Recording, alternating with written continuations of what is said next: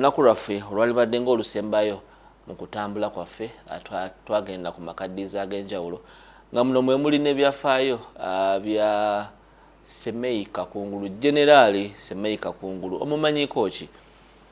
Twagezezzaako kubanga tuyita mu bufunze tugezeeko kubanga tulaga bannayuganda omusajja ono Semei Kakungulu, Generali Semei Kakungulu bwe yali afaanana, biki bye yakolera abantu, biki bye yakolera, entalo kizero yalwana.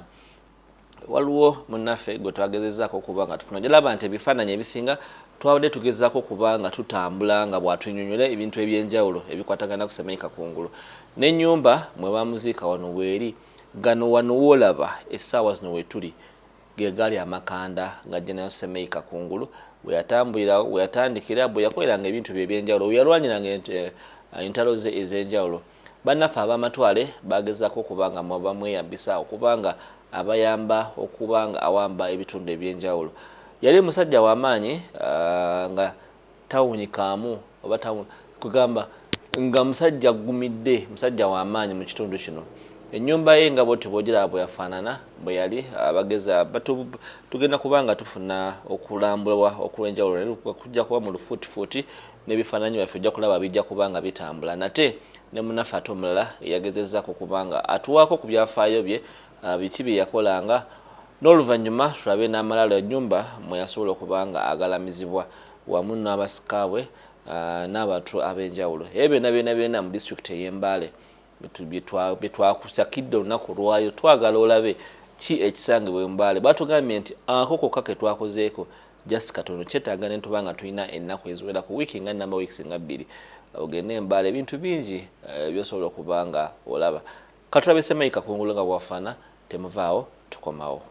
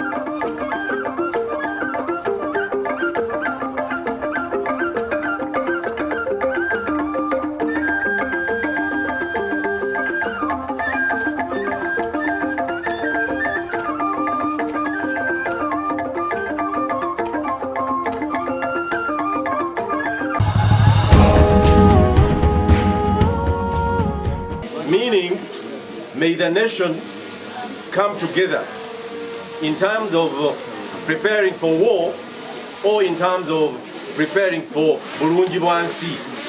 Bulungi bwansi is a type of community work. So this is the exact drum that was always sounded. And whenever his soldiers had this drum, there were different notes. If it is for war, it was a different sound. If it was for peace, it was a different sound. Can you drum again, sir? Thank you. Rwachirenzi, gwanga muje, Rwachirenzi, abayita muje, Rwachirenzi, bwasanga chayagala, chatwala. Now, gwanga muje means nation gather. Semei Kakungulu, Rwachirenzi was his middle name. Rwachirenzi, bwajja chasanga, chatwala. Meaning, whenever they were going into war, it was also a plunder. They would plunder women, slaves, and cattle. So, to give morale to his fighters, to make sure antibanyaga, ntibafuna omunyago, ngakube ngome eno, there was a gesture nga buli kaseera yayogera ebintu ebyo to moral boost these things abamundu nga bongera kukuba mundu na mafumu okukanya enyago. Nolwekyo, this is a very historical drum. It is the original one. It is not it is over 100 years. Yes, and it is very well treasured. We refused to put on any other skin. You can see it has been damaged, but we are keeping the authenticity of our grandfather. Thank you. It was built between 1905 and 1915. So it is how many years old? It is over 100 years old. There is no cement in this whole structure. It is just mud as the mortar binding the bricks. These bricks were sun-dried. They were not even burnt by fire. They are sun-dried. But we shall show you a sample, it is as hard as steel. Okay? So this is another legacy that he left us, and we have tried to maintain it. We want to leave it as authentic as it was on the day he entered into this house. This where we are standing now is the commoner's sitting room, where he would entertain ordinary people. They would meet him here, Okusala Emisango. This is where he would entertain that kind of business. Now, this is a bedroom for one of his wives. At that time, polygamy was the norm. It was the norm. Ng'omusajja omwami yali musajja mugagga nnyo. Ng'ateeka okubeera n'abakyala abategerekeka. I will tell you some more interesting history bwe tugenda ku mausoleum. So this is one of the bedrooms of one of their wives. And this is the sitting room for entertaining the commoners and okusala emisango. Now you can see there is no cement. It is just soil. It is just soil. Now you can see the architecture was so interesting. Look up there. That is now supporting the roof. Just bricks. Okay? And look at the arches. There is no beam in this house. But look at the way the arches were constructed. So whenever architects come here, they actually take very special photos and they say, we have to copy some of this architecture to be used in today's buildings. Yes. On the architecture, behind the mausoleum, you will see a well-arranged... So this is a bed of Semei Kakungulu. This is the bed.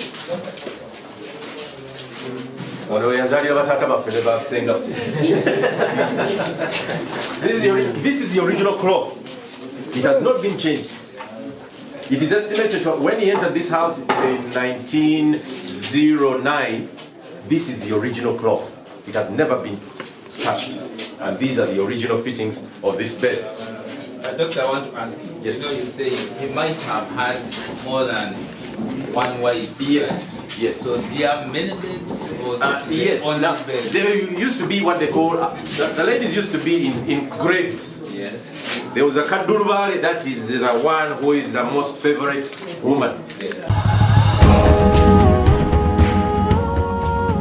The nze bampita Jackson Wabuyere nze omu ku batuwa gaidi ba Semei Kakungulu Semei Kakungulu yani Semei Kakungulu yavaawa Semei Kakungulu yatukolera ki Semei Kakungulu ekituleese wano eno fenna kwe kumanya biki ebikwata ku Semei Kakungulu mwennyini nga wolaba nti nera omuntu abeerako n'ebintu yali akoledde eggwanga lye kati ku ssaawa eno tuli ewaka wennyini original house n'ebintu ebyali bimukwatako tugenda bba tubimanyako. Kakungulu yali musajja mukooki kitaawe yali mukooki nga maama ye Muganda yava kooki n'alyoka n'ayingira Buganda n'akola ebintu eby'amaanyi n'alwana mu ntalo za Buganda.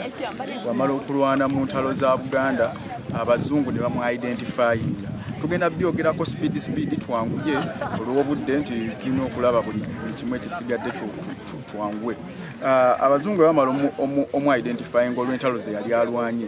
Kakungulu yagatta bululi ne Kyaggwe ku Buganda kubanga yeye yali musajja mulwanyi w'amaanyi nnyo yakola ebintu by'amaanyi. Abazungu bamala omu-identifyinga bamusomesa bamwongeramu obukugu mu bye yali amanyi kozi yali amanyi kulwana kuwamba na controllinga bifo biteeka mu buyinza kubanga yali musajja wa ntalo yalina ejje erirye. Abazungu bamutuukira already yali alina amajja agage najja ne bamugamba ajja abayambeko okuexpandinga rulu yaabwe mu kino ekitundu kye bamutwala mu biseera bwe baali bakiyita Bukedi nga Bukedi stretchinga from Bugwere, Budama, Bugisu, Sebeyi, Teso, Kumamu ne mu bitundu ebimu Kenya cause border zaffe za Uganda zaali zigenda mpaka Kenya nga ziyiteeyo. So yonna yayambako okugaziya rule y'Abangereza okusukka bino ebifo byonna. Kakungulu we yajja mu kifo kino nga bamusindisa okukola yasooka setolinga mu kifo bakiyita Nnyondo. N'amala n'ava Nnyondo n'adda mu kifo bakiyita Budaka gye yasetinga the first administrative center ey'aba British in this region. Ye wasooka capital yasooka eya Bukedi region which is Eastern region yasookera Budaka.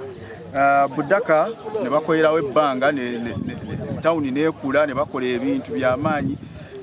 Kakungulu nga yeeyisanga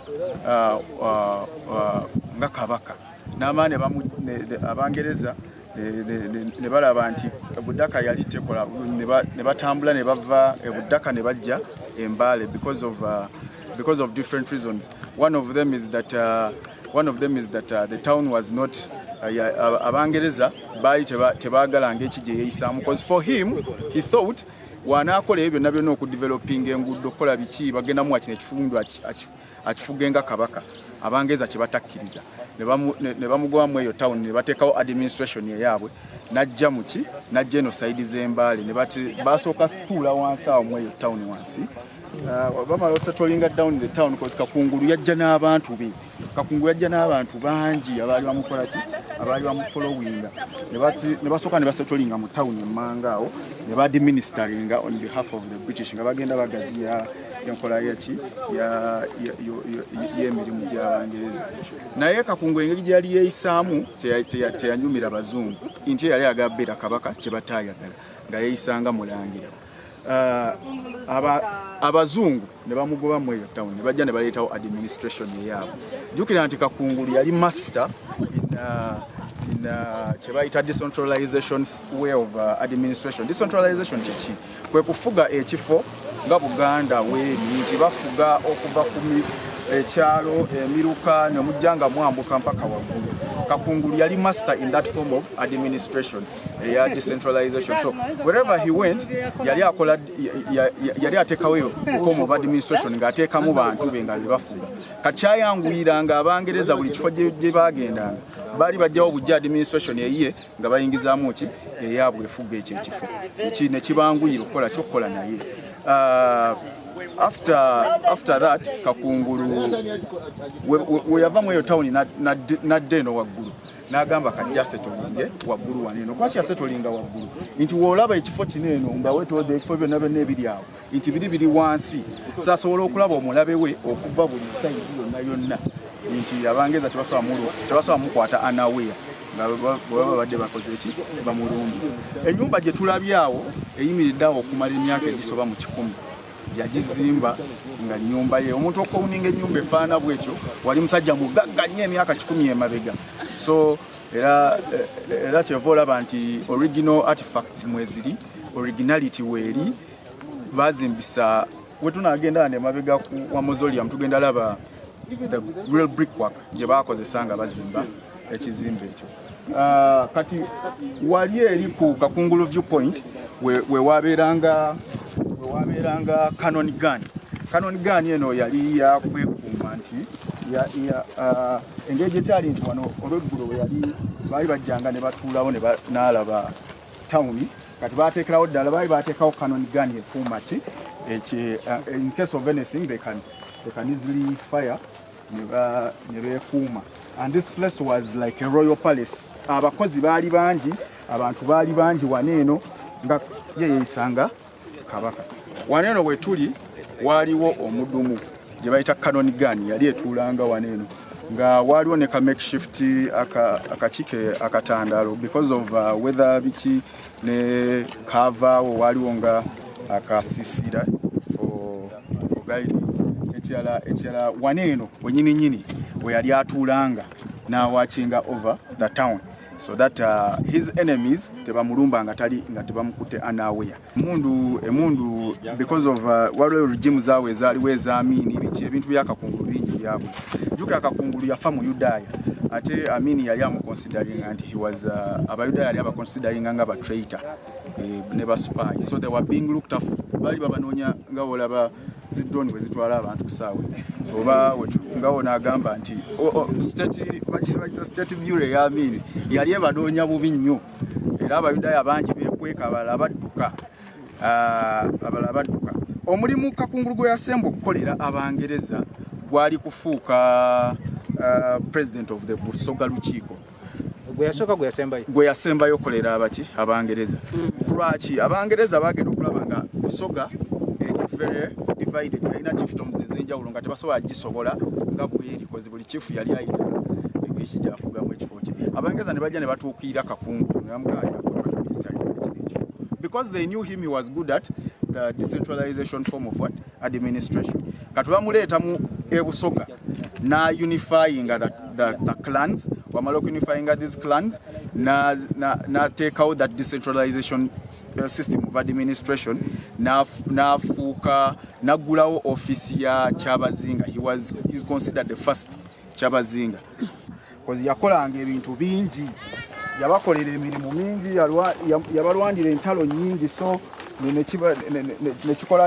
nekibayambako oku expanding so he was given a lot of land around square miles in all the areas where he settled wano where we are is considered obujjajja abantu abaganda beyajja nabo abamu wano baconsideringawo nga bujjajja wano bujjajja waliwo abaganda abeeno babadde embaalo okumala emyaka egisuba mu 10 balina properties nyingi eno balina ebintu bingi oba kano bakabagambyeko this is where they used to kaneeno kenyini waneeno wenyini wano we yalinyiranga omubisi manya abasajja bedda banywanga omubisi omuganda bajjamu amatooke ne bateekamu ekisubi ne balinyiramu kati waneeno we baali balinyira ki omubisi gwe baali basogolera ki omubisi gwe ng'amaze okukolera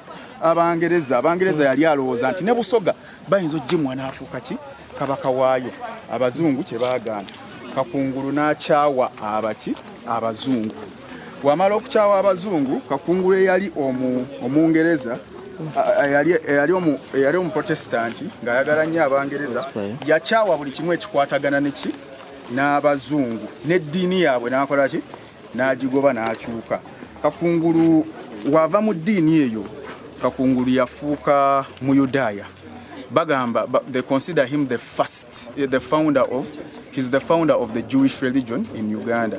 Kiki yakola yanoonyaayo eddiini etali common mu kifo kino era n'abazungu abajja waneno okulaba Kakungulu abamu beewuunya omuntu atalina yadde connections emyaka 10 emabega talina connections ku Israel talina connections ku Muyudaaya yafuna atya the doctrine of the Jewish religion n'afuuka Muyudaaya ajjudde nga ekyo kyava ku nti yali akyaya abazungu byali ayagala ebintu byali akoze byali bingi yatuuka ne yennyuwa n'agamba ye nfaaki n'amaana akola ki n'afuuka Muyudaaya wafuuka Omuyudaaya Kakungulu yaleka ali ng'avudde e Busoga yadda ewaka n'asalawo akole ki afokasinge ku religion ye n'atandika ojja expandinga era yabawa ekazi 21 ez'ettaka wano ku kasozi waneno kasozi we bazimba sinagogu yaabwe munaafuna obudde oba tulina obudde twame tugendako ku sinagogu naye simanyi oba mulina obudde naye we yateeka sinagogu yaawo we wali senta y'Abayudaya esinga obunene in the whole of East Africa era Abayudaya bali awo bangi yesinga obunene muziriwo zonna bali newe yafokasinga nnyo ku religion ye na expandinga in different areas nti bali balina zi synagogues ewa Busoga balina synagogues Budama balina synagogues Teso zali we yagenda ofiira nga ziri more than 30 synagogues ez'Abayudaya but kati between his death because yafanga 1928 to 1928 independence twagifuna 1962 that means between that period eddiini yali ekula bukuzi kabaka president wa Fasoka kabaka wa Uganda n'afuga president owokubiri Obote najja kati obuzibu bwe bujjira ye president owokusatu eyali Amini wajja mu buyinza yafugira emyaka 8 naye tegyaleka Abayudaya ngeba inobera cause yali expanding the new religion here. Amini considered only 2 religions in Uganda, that is Islam ne Christianity. Ati ya consider Christianity because it had majority.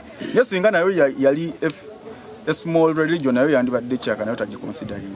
So Abayudaya bonga bo yali considering anti yayitayaga Israeli. So he considered the Jews as traitors and spies.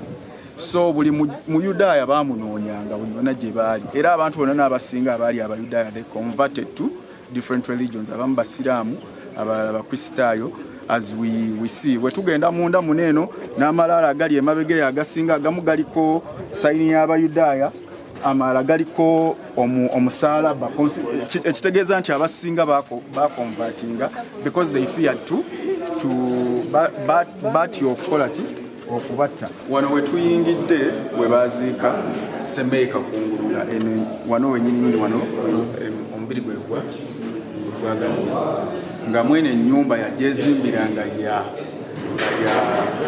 bajjajja muziikamu ku saidi wali abantu waliyo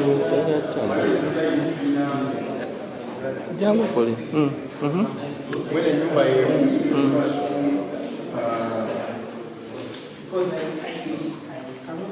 mulimu eyali heya ye Nimrod Kakungulu n'omukyala eri saidi